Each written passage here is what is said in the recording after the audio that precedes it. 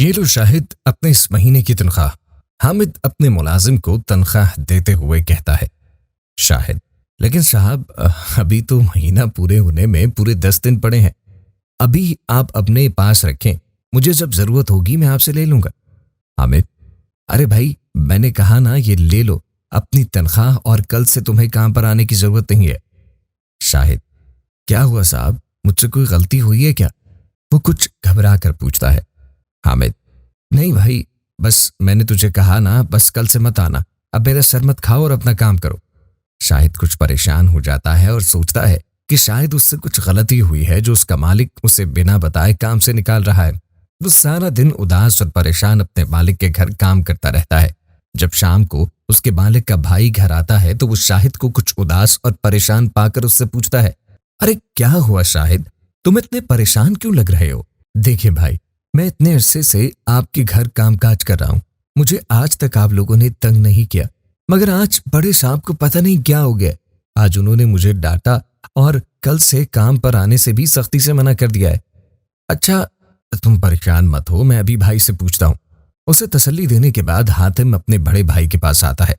भाई क्या हुआ, आपने शाहिद को काम से निकाल दिया है क्या? वो बेचारा बहुत परेशान था और रो भी रहा था। हाँ, पर मैं क्या करूं, तुम ही बताओ, घर के हालात तो तुम जानते ही हो। मेरी नौकरी भी छूट गई है और जितनी सेविंग्स थी वो किसी न किसी तरह खर्च हो गई हैं, और तुम्हारी तनख्वाह भी इतनी नहीं है कि घर का खर्च निकल सके। ऐसे में हम उसे कहां से उसकी तनख्वाह देंगे? तुम खुद ही बताओ, हम अपनी इस मुश्किल हालात का शिकार उसे क्यों बनाएं? उसे कहीं ना कहीं अच्छी जगह काम मिल जाएगा और उसके घर में कमाने वाला यही है।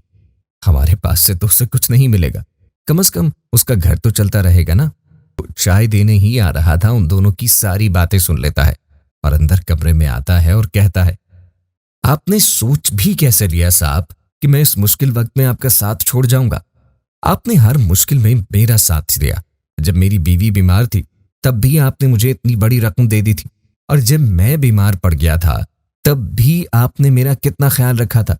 तो आज मैं आपके मुश्किल वक्त में आपको कैसे अकेले छोड़कर जा सकता हूं? मैं आपके पास ही काम करूंगा, और जब आपके पास पैसे होंगे और आपका काम सेट हो जाएगा तो तब बेशक आप मेरे पैसे दे देना।